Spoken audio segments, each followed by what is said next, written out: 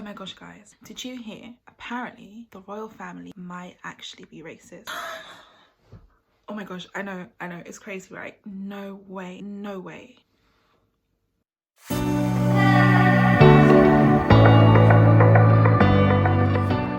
Hi guys, welcome back to my channel. It's your girl Tola Talks, and in this video I'm going to be talking about the recent Harry, Meghan and Oprah interview. But first, shout out to my day ones and welcome to anybody who's new to my channel. My channel is all about personal and professional development and everything else in between. So if that sounds like your cup of tea, turn that kettle right on, get yourself a mug and let's do this. So on March 7th, Sunday evening in America, Oprah's interview aired. However, us lot in the UK didn't quite get to see it until the day after, or maybe some of us had a link and we saw it like, you know, earlier than everybody else. I don't know, maybe. Anyways, yeah, so I watched the interview and, you know, I had a few thoughts. I had a few opinions on the matter. So what I decided to do was just come up with 3 main highlights, just to keep it nice, short and snappy, and then at the end I will explain in more detail my own thoughts. Okay, so highlight number 1, general conflicts between the family. Harry and Meghan spoke specifically about how warm and loving and, you know, how respectful the Queen was always towards them. They just didn't feel that kind of energy from other family members. Meghan specifically spoke about how she felt lied to regarding her protection. Officials had told her that when it comes to the media, she should just always say no comment, and, you know, she shouldn't worry that they'll have her protected and her name protected and everything, to the point that it wasn't. All these lies are continuing to pour out about her and nothing is being said. Nobody's, you know, doing anything to clear her name or anything like that. And then enough became enough. Harry spoke more specifically about his relationship with his dad, how at one point he wasn't even returning Harry's calls, how Harry had been cut off from the family and finances, that in order to look after his own family, Meghan and Archie, he had to literally live off of the inheritance that his mother, Princess Diana, had left behind for him. And then just other things like how stories about Kate and Meghan were misconstrued. For example, the story behind Meghan apparently making Kate cry, and just to find that actually it was the reverse, it was the other way around. And what's annoying is the fact that this happened a good 6-7 months before the story actually came out. And so imagine having resolved this between themselves, you know, and Meghan did a very good job at painting Kate in still a positive light. She said although it was actually Kate who had made her cry, Kate took that responsibility, apologized to Meghan, even gave her flowers, and what's done is done. So why is it that almost half a year later, this news is coming out, and not only that, it's now Meghan who is, you know, the villain. Highlight number 2, the children. Do you want the good news or the bad news? Because I'm a positive person, we're going to start with the good news. So the good news is it's a girl. It's a girl. They are having a girl, a beautiful baby girl, due in the summer, like your girl. We're gonna be a summer baby. But yeah, so they are expecting to have a little princess. Whether she's going to be an actual princess or not is another story, but in God's eyes, she's a princess. And they're expecting her in June. So good news for them. Not so good news. They spoke about conversations that family members in the royal family had had regarding their children and what they're going to look like and how dark they may be.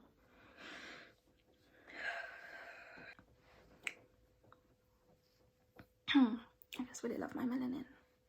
I love it so much. Highlight number 3, suicidal thoughts. Now this is not something to mess around with, to joke around with. This is a very, very serious thing. And Meghan admitted that, you know, there was a long period of her life where she had these suicidal thoughts. She felt very isolated. Although, you know, she was in the loving arms of her husband, Prince Harry, there was still that sense of isolation and loneliness that she felt. She felt like she was being silenced, especially coming from her who, you know, she's a humanitarian. She's always speaking up for like women's rights. So for her to be in that position where she really had no choice but to just be quiet about everything and let all these negative things kind of overwhelm her was very, very tough. She did confide in Harry. Harry too was dealing with his own mess, and yeah, it's a very sad situation, but all we can say is thank God that, you know, they've come out of that stronger and better and very much alive, and, you know, they did what they had to do. So now we have finally reached my thoughts, but first, if you haven't already, you know what you gotta do.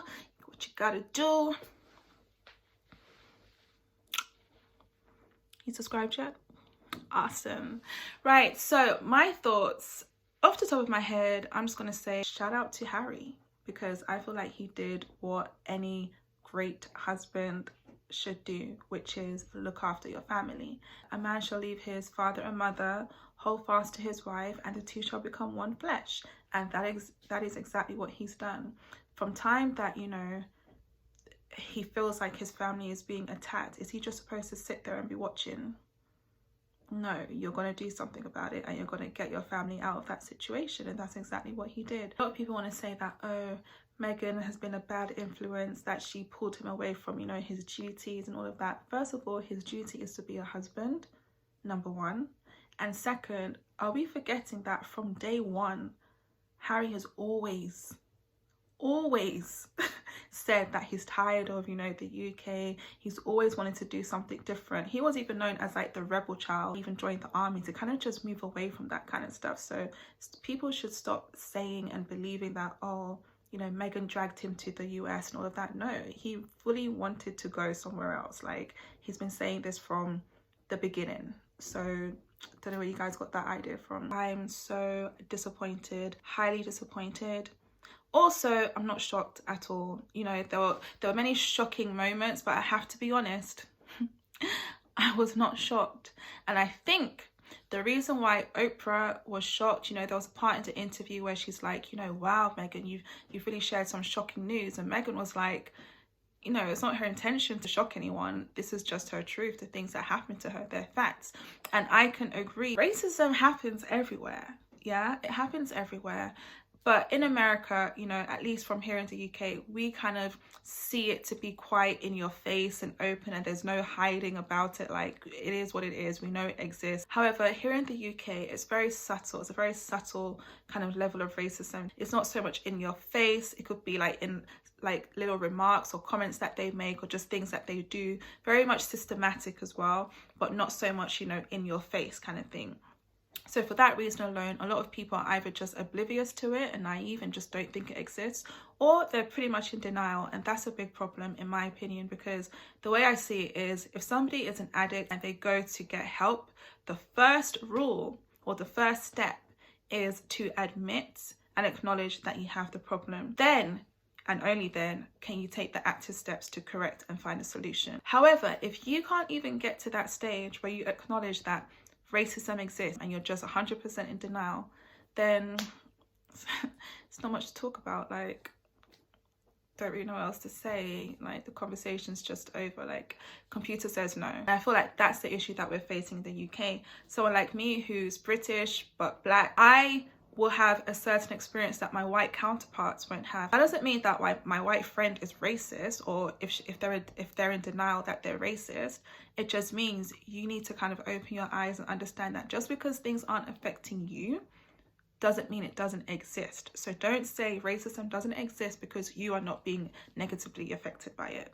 That's what I gotta say on that. So yeah, that's why honestly I'm not shocked. I'm not shocked to hear that, you know, there's a possibility that, you know, somebody might have made a racist remark in, you know, the royal family. It happens everywhere with your neighbors. It happens in the workplace. It happens at school. Like, it literally happens everywhere. So it is not shocking, but it's just annoying that they were even in that position. Like, it's just annoying to see and to witness, and the fact that even in their struggle, you're still gonna have people, you know, bad mouthing them, criticizing them, all that kind of stuff. And it's like, just give it a rest. Like, nobody wants to hear what you have to say. Like, just give it a rest. Like, it's just annoying. Even down to, you know, making comparisons between Meghan and Kate. For example, Kate eats an avocado and it's the most beautiful, lovely thing on earth. Meghan now eats an avocado and they've linked it to deforestation. Like, really? Is it that deep? Because it's never that deep. Kate holding her bump when she was pregnant is such a graceful, beautiful thing to see. So motherly, so nurturing. Meghan holds her bump and apparently she's prideful. There's vanity involved. Like, really? Like, really? It just gets to a point where it's like, who possessed you to write these things? Like, who actually possessed you? I did watch an interview, and again my frustrations continued when the journalist who actually wrote the story about, you know, Meghan apparently making Kate cry, was speaking and trying to defend herself, and she had things to say like, if she's not going to name names about, you know, who specifically said the racist remark, then what's the point of saying it at all? She should have just kept quiet. So you think that just because Meghan did a respectful thing in not, you know, name dropping people, it's a problem? She should just say nothing at all? No, because she still needs to speak her truth. She still needs to let people know what she was going through, because right now the picture that the, you know, UK media have painted of Meghan is a very negative picture. So if we want to talk about empathy and sympathizing with people, it only makes sense to see the whole picture and not just half of it. But overall, I just want to say a big shout out to Prince Harry, because I feel like he is the ultimate G. He is the man of the house, the leader of the home, the husband that every woman should try to kind of, you know, strategically position themselves to find, because it's a man who finds a wife, not a wife who finds a husband. So, yeah, I really hope I didn't come across too ranty, but I just kind of wanted to highlight what was said, you know, in the interview, and just bring it to people's attention that, look, some things just aren't your business until you get all the facts. Don't be huffing and puffing about, you know, oh, she should have done this, she should have done that. Like, can you just mind your own business, please? Mind your business, that's all, just mind your business. So yeah, in other news, this week we're actually celebrating International Women's Day. So shout out to all the beautiful women, hardworking women, mothers, sisters, daughters, wives, whoever you are, you know who you are. Keep shining beautiful. I actually gave a talk on how to develop yourselves as women. So who knows, maybe my next video I might talk about that further. But yeah, can't wait to see you guys in my next video. So love you and goodbye.